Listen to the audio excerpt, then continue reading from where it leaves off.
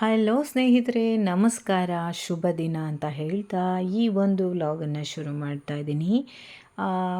ಹಾಗೆಯೇ ತುಂಬ ಅಂದರೆ ತುಂಬ ಗ್ಯಾಪ್ ಕೊಟ್ಟು ಈ ವಿಡಿಯೋನ ಶುರು ಮಾಡ್ತಾ ಇದ್ದೀನಿ. ದಯವಿಟ್ಟು ಅದಕ್ಕಾಗಿ ಕ್ಷಮೆ ಕೇಳ್ತೀನಿ. ಮೊದಲನೇದಾಗಿ ಸಾಕಷ್ಟು ಒತ್ತಡ ಇತ್ತು. ಅಂದರೆ ನಾನು ಇಯರಿಂಗ್ಸ್ ಎಲ್ಲ ಮಾಡ್ತೀನಿ ಅಂತ ಹಿಂದೆ ವಿಡಿಯೋದಲ್ಲಿ ಹೇಳಿದ್ದೆ. ಅದನ್ನು ಇಯರಿಂಗ್ಸ್ ಮಾಡಿ ಸೇಲ್ ಮಾಡ್ತೀನಿ. ಹಾಗಾಗಿ ಅದರ ಒಂದು ಒತ್ತಡ ಇದ್ದಿದ್ದರಿಂದ, ಆರ್ಡ್ರಸ್ ತುಂಬ ಇದ್ದಿದ್ದರಿಂದ ಅದನ್ನು ಕಂಪ್ಲೀಟ್ ಮಾಡೋದಿತ್ತು. ಹಾಗೆಯೇ ಜೊತೆಗೆ ಮಗಳಿಗೆ ಕಾಲೇಜ್ಗೆ ರಜೆ ಇತ್ತು. ಹಾಗಾಗಿ ಅವಳು ಕೂಡ ಬೆಂಗಳೂರಿಂದ ಬಂದಿದ್ಲು. ಹಂಗಾಗಿ ಅವಳಿಗೆ ಸ್ನ್ಯಾಕ್ಸ್ ಆಗಿರ್ಬೋದು, ಹೀಗೆ ಪ್ರತಿಯೊಂದು ಮಾಡಿಕೊಡೋದು ಅಥವಾ ಅವಳ ಜೊತೆ ಟೈಮ್ ಸ್ಪೆಂಡ್ ಮಾಡೋದು, ಆ ಥರ ಮಾಡೋದು. ಹೀಗೆ ಸಮಯ ಕಳೆದಿದ್ದು ಗೊತ್ತಾಗಲೇ ಇಲ್ಲ. ಜೊತೆಗೆ ಆರ್ಡರ್ಸ್ ಕೂಡ ಮತ್ತೂ ಜಾಸ್ತಿ ಬರ್ತಾ ಇದೆ.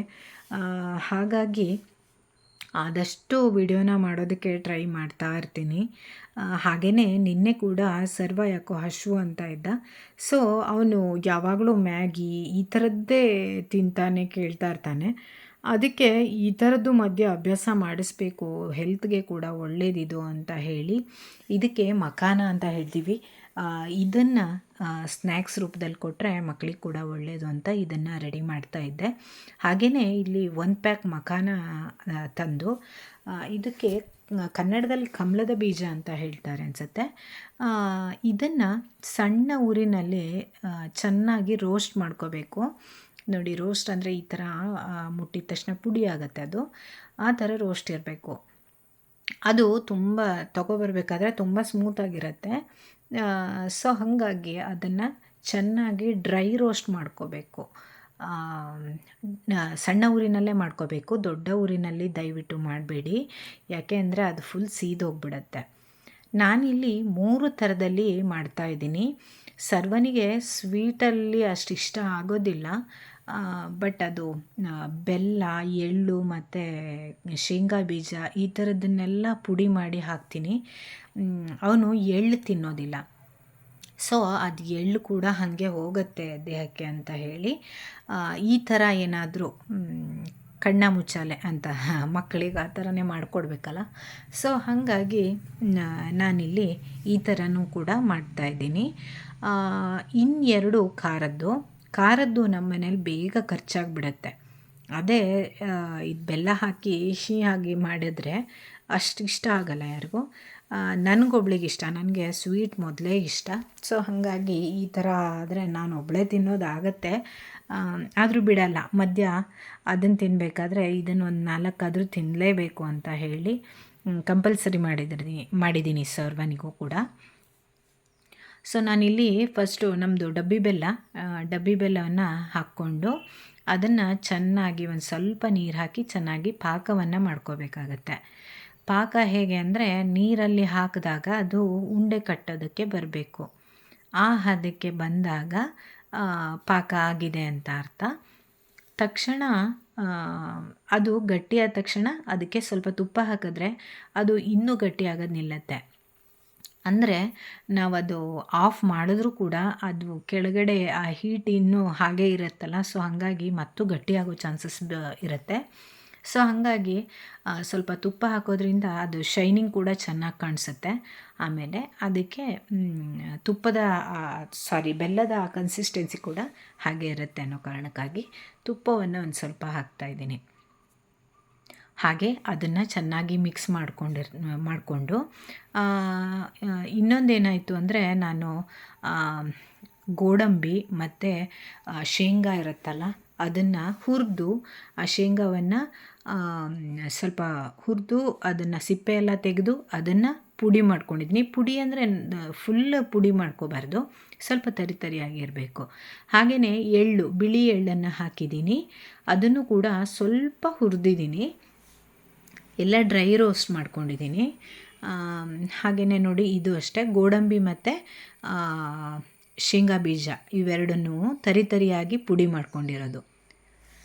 ಹಾಗೆಯೇ ಜೊತೆಗೆ ಇದು ಮಖಾನ ಹುರಿದಿಟ್ಕೊಂಡಿದ್ವಲ್ಲ ಫಸ್ಟಲ್ಲಿ, ಆ ಮಖಾನವನ್ನು ಕೂಡ ಇದಕ್ಕೆ ಹಾಕಿ ಚೆನ್ನಾಗಿ ಮಿಕ್ಸ್ ಮಾಡ್ಕೋಬೇಕು.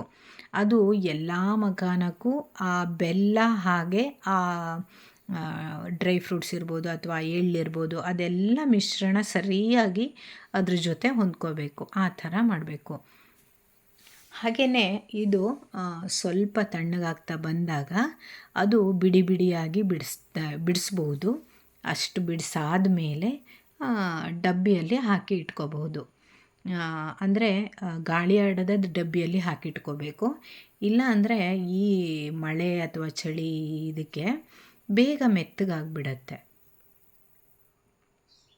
ಇದೊಂದು 8-10 ತಿಂದರೆ ಸ್ವಲ್ಪ ಹೊಟ್ಟೆ ಫುಲ್ಲಾದಂಗೆ ಆಗುತ್ತೆ. ಅಂದರೆ ಆ ಹಸಿವು ಕಟ್ಟುತ್ತೆ. ಜೊತೆಗೆ ಆರೋಗ್ಯಕ್ಕೆ ತುಂಬ ಅಂದರೆ ತುಂಬ ಒಳ್ಳೆಯದು. ಈಗಂತೂ ಎಲ್ಲಿ ನೋಡಿದ್ರೂ ಯಾರು ನೋಡಿದ್ರೂ ಮಖಾನ ತುಂಬ ಯೂಸ್ ಮಾಡ್ತಾ ಇದ್ದಾರೆ. ನೀವು ಕೂಡ ಸುಲಭವಾಗಿ ಮನೆಯಲ್ಲಿ ಈ ಥರ ಕೂಡ ಮಾಡ್ಕೋಬಹುದು. ಒಂದು ಸಲ ಟ್ರೈ ಮಾಡಿ ನೋಡಿ. ಹಾಗೆಯೇ ಇವಾಗ ಖಾರದ್ದು ಕೂಡ ಮಾಡೋಣ. ನಾನು ಮತ್ತೆ 2 ಭಾಗವನ್ನು ಮಾಡ್ಕೊಂಡಿದ್ದೀನಿ ಉಳಿದಿದ್ದು ಮಖಾನದಲ್ಲಿ. ಅದಕ್ಕೆ ಒಂದು ಭಾಗಕ್ಕೆ ಹೀಗೆ ಕೊಬ್ಬರಿ ಎಣ್ಣೆಯನ್ನು ಹಾಕ್ತಾಯಿದ್ದೀನಿ. ಕೊಬ್ಬರಿ ಎಣ್ಣೆ ನೀವು ಒಗ್ಗರಣೆ ಥರ ಮಾಡಿಕೊಂಡು ಆಮೇಲೆ ಅದನ್ನು ಮಿಕ್ಸಿಂಗ್ ಕೂಡ ಮಾಡ್ಕೋಬೋದು. ನಾನಿಲ್ಲಿ ಒಂದು ಸ್ವಲ್ಪ ಅರ್ಜೆಂಟ್ ಮಾಡ್ತಾಯಿದ್ದ, ಜೊತೆಗೆ ವಿಡಿಯೋ ಕೂಡ ಮಾಡ್ಕೊಳ್ಳೋದಿತ್ತಲ್ಲ, ಹಾಗಾಗಿ ನಾನು ಇಲ್ಲಿ ಹೀಗೇ ಮಾಡಿ ಕೊಡ್ತಾಯಿದ್ದೀನಿ. ಮತ್ತು ಸ್ವಲ್ಪ ಕೂಡ ಮಾಡಿರೋದ್ರಿಂದ ತುಂಬ ಅದು ಒಗ್ಗರಣೆ ಎಲ್ಲ ಮಾಡ್ತಾಯಿಲ್ಲ. ಒಗ್ಗರಣೆ ಕೂಡ ಮಾಡ್ಕೋಬೋದು. ಅಂದರೆ ಬಾಣಲೆ ಇಟ್ಟು ಅದಕ್ಕೆ ಎಣ್ಣೆ ಹಾಕಿ, ಎಣ್ಣೆ ಬಿಸಿ ಆದ ನಂತರ ಮಸಾಲ ಪುಡಿಗಳನ್ನೆಲ್ಲ ಹಾಕಿ ಕೂಡ ಮಾಡಿದ್ರೆ ಅದಕ್ಕೆ ಚೆನ್ನಾಗಿ ಹಿಡ್ಕೊಳ್ಳುತ್ತೆ. ಇದಕ್ಕೆ ನಾನೀಗ ಕೊಬ್ಬರಿ ಎಣ್ಣೆ ಹಾಕಿದ ನಂತರ ಉಪ್ಪು, ಸ್ವಲ್ಪ ಅರಿಶಿನ ಪುಡಿ ಅಂದರೆ ಕಲರ್ ಚೆನ್ನಾಗಿ ಕಾಣಿಸೋದಕ್ಕೆ, ಹಾಗೆಯೇ ಸ್ವಲ್ಪ ಜೀರಿಗೆ ಪುಡಿ, ಜೊತೆಗೆ ಕಾಳು ಮೆಣಸಿನ ಪುಡಿ, ಹಾಗೆಯೇ ಸ್ವಲ್ಪ ಈ ಮಾವಿನಕಾಯಿ ಪುಡಿ ಬರುತ್ತಲ್ಲ ಅದನ್ನು ಕೂಡ ಹಾಕ್ಬೋದು. ನಮ್ಮ ಕಡೆ ಹಳ್ಳಿ ಕಡೆಗಳಲ್ಲಿ ವಾಟೆ ಪುಡಿ ಅಂತ ಹೇಳ್ತೀವಿ. ಅಂದರೆ ಒಂದು ಹುಳಿಯಾದ ಒಂದು ಕಾಯಿ ಬಿಡುತ್ತೆ, ಇಲ್ಲಿ ವಾಟೆಕಾಯಿ ಅಂತ ಹೇಳ್ತೀವಿ. ಅದರ ಪುಡಿಯನ್ನು ಕೂಡ ಹಾಕ್ಕೋಬೋದು. ಲಿಂಬೆ ರಸವನ್ನು ಹಾಕೋದಕ್ಕೆ ಬರೋದಿಲ್ಲ, ಯಾಕೆಂದರೆ ಅದು ಮೆತ್ತಗಾಗ್ಬಿಡತ್ತೆ. ಸೊ ಹಾಗಾಗಿ ನೀವು ನಾನು ಹೇಳಿದ್ನಲ್ಲ ಮಾವಿನಕಾಯಿ ಅಂದರೆ ಆಮ್ಚೂರು ಪೌಡ್ರು ಕೂಡ ಹಾಕಿ ಮಾಡ್ಕೋಬೋದು. ಅಲ್ಲಿಗೆ ಪೆಪ್ಪರ್ ಮಖಾನ ಫ್ರೈ ರೆಡಿ ಆಯಿತು. ಈಗ ಮತ್ತೊಂದು ಥರದ ಖಾರವಾಗಿ ಮಾಡ್ತಾಯಿದ್ದೀನಿ. ಇದಕ್ಕೆ ಕೂಡ ನಾನು ಕೊಬ್ಬರಿ ಎಣ್ಣೆಯನ್ನು ಹಾಕಿ ಆ ಮಖಾನ ಎಲ್ಲದಕ್ಕೂ ಆ ಕೊಬ್ಬರಿ ಎಣ್ಣೆ ಸರಿಯಾಗಿ ಹೊಂದ್ಕೊಳ್ಳೋ ಹಾಗೆ ಮಿಕ್ಸ್ ಮಾಡ್ಕೊಳ್ತಾ ಇದ್ದೀನಿ. ಆ ಮಖಾನ ಎಲ್ಲದಕ್ಕೂ ಕೂಡ ಆ ಎಣ್ಣೆ ತಾಗಿರಬೇಕು. ಯಾಕೆಂದರೆ ನಾವು ಮಸಾಲೆನ ಇಲ್ಲಿ ಹಾಗೆ ಹಾಕ್ತಾಯಿದ್ದೀನಿ. ಸೊ ಹಾಗಾಗಿ ಅದಿಲ್ಲ, ನೀವು ಒಗ್ಗರಣೆಗೆ ಹಾಕಿ ಮಾಡ್ತೀನಿ ಅನ್ನೋದಾದರೆ ಪರವಾಗಿಲ್ಲ, ಅದು ಚೆನ್ನಾಗಿ ಹೊಂದ್ಕೊಳ್ಳುತ್ತೆ. ಸಮಯದ ಅಭಾವ ಇರೋದರಿಂದ ನಾನು ಈ ಥರ ಮಾಡಿಕೊಂಡೆ. ನೀವು ಆ ಥರ ಕೂಡ ಮಾಡ್ಕೋಬಹುದು.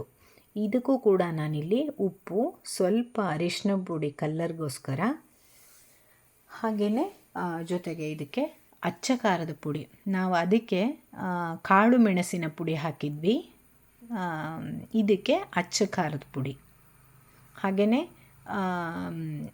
ಅದಕ್ಕೆ ನಾವು ಮೆಣಸಿನ ಕಾಳಿನ ಪುಡಿ ಹಾಕಿದ್ವಲ್ಲ, ಅದಕ್ಕೆ ನೀವು ಬೇಕಿದ್ದರೆ ಚಾಟ್ ಮಸಾಲ ಕೂಡ ಆ್ಯಡ್ ಮಾಡ್ಕೋಬೋದು. ಅದು ಕೂಡ ತುಂಬಾ ರುಚಿಯಾಗಿರುತ್ತೆ. ನಾನು ಆದಷ್ಟು ಇದು ಹೆಲ್ತ್ ಆ ಥರ ನೋಡ್ತಾ ಇದ್ನಲ್ಲ, ಸೊ ಹಾಗಾಗಿ ನಾನಿಲ್ಲಿ ಚಾಟ್ ಮಸಾಲ ಆ ಥರದ್ದನ್ನು ಬಳಸಿಲ್ಲ. ಹಾಗೆಯೇ ಇದಕ್ಕೂ ಕೂಡ ಅಷ್ಟೇ, ನೀವು ಹುಳಿಗೆ ಸ್ವಲ್ಪ ಹುಳಿ ಅಂಶ ಬೇಕಲ್ಲ, ಅದಕ್ಕೆ ನಾನಿಲ್ಲಿ ವಾಟೆ ಪುಡಿ ಅಂತ ನಾವು ಹೇಳ್ತೀವಿ ಅನ್ನಲ್ಲ, ಅದನ್ನು ನಾನಿಲ್ಲಿ ಹಾಕಿದ್ದೀನಿ. ನೀವು ಆಮ್ಚೂರು ಪೌಡ್ರನ್ನ ಹಾಕ್ಕೋಬೋದು. ನನಗೆ ವಾಟೆ ಪುಡಿ ನನ್ನ ಮನೇಲಿ ಹಳೇದಾಗಿತ್ತದು, ಸ್ವಲ್ಪ ಇತ್ತು, ಹಾಗಾಗಿ ಅದನ್ನ ಖಾಲಿ ಮಾಡಬೇಕಿತ್ತು. ಸ್ವಲ್ಪ ಕಪ್ಪು ಬಂದುಬಿಟ್ಟಿದೆ ಅದು. ಪರವಾಗಿಲ್ಲ, ಹೇಗೂ ಬೇಗ ಖಾಲಿ ಆಗುತ್ತಲ್ಲ, ಹಾಗಾಗಿ ಅದನ್ನೇ ಹಾಕಿದೆ. ಟೇಸ್ಟ್ ಅಂತೂ ತುಂಬ ಅಂದರೆ ತುಂಬ ಚೆನ್ನಾಗಿರುತ್ತೆ ಸ್ನೇಹಿತರೆ. ನಿಜವಾಗ್ಲೂ ಒಂದು ಸಲ ಮಾಡಿ ಟ್ರೈ ಮಾಡಿ ನೋಡಿ, ಆಮೇಲೆ ಹೇಳಿ. 3 ಥರದ ನೋಡಿ ಸ್ನ್ಯಾಕ್ಸ್ ರೆಡಿಯಾಗಿದೆ. ಇದು ಖಾರದ್ದು ಒಂದು ಸುತ್ತಿಗೆ ಅವನು ಸರ್ವ ಖಾಲಿ ಮಾಡ್ತಾನೆ, ಸ್ವೀಟ್ ಒಂದು ಉಳಿಯುತ್ತೆ, ಅದನ್ನು ಕೂಡ ಅವನಿಗೆ ಹೆಂಗಾದರೂ ತಿನ್ನಿಸಿ ನಾವು ಕೂಡ ಇದನ್ನು ಟೀ ಜೊತೆ ಅಥವಾ ಕಷಾಯದ ಜೊತೆ ಎಂಜಾಯ್ ಮಾಡ್ತೀವಿ.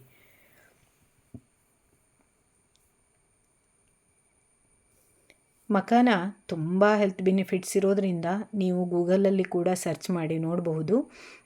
ನೀವು ಕೂಡ ಇದನ್ನು ಟ್ರೈ ಮಾಡಿ ನೋಡಿ ನನಗೆ ಕಮೆಂಟ್ ಮೂಲಕ ಹೇಳಿ ಅಂತ ಕೇಳ್ಕೊಳ್ತೀನಿ.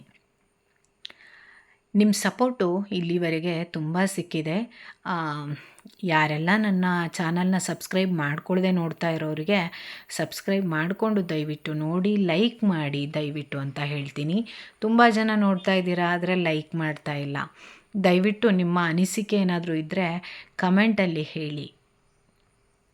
ಹಾಗೆಯೇ ಚಾನಲ್ಗೆ ಯಾವಾಗಲೂ ನಿಮ್ಮ ಸಪೋರ್ಟು ಇನ್ನೂ ಹೆಚ್ಚಿನದಾಗಿ ಸಿಗ್ತಾ ಇರಲಿ ಅಂತ ನಾನು ನಿಮ್ಮಲ್ಲಿ ಕೇಳ್ಕೊಳ್ತೀನಿ. ದಯವಿಟ್ಟು ಲೈಕ್ ಮಾಡಿ, ಶೇರ್ ಮಾಡಿ ಮತ್ತು ಸಬ್ಸ್ಕ್ರೈಬ್ ಮಾಡೋದನ್ನು ಮರಿಬೇಡಿ. ನಿಮ್ಮ ಪ್ರೋತ್ಸಾಹನೇ ನನಗೆ ಮುಂದಿನ ವಿಡಿಯೋಕ್ಕೆ ಉತ್ಸಾಹವನ್ನು ಕೊಡುತ್ತೆ ಅಂತ ಈ ಮೂಲಕ ಕೇಳ್ಕೊಳ್ತಾ ಈ ವಿಡಿಯೋನ ಮುಗಿಸ್ತಾ ಇದ್ದೀನಿ. Thank you. Bye bye.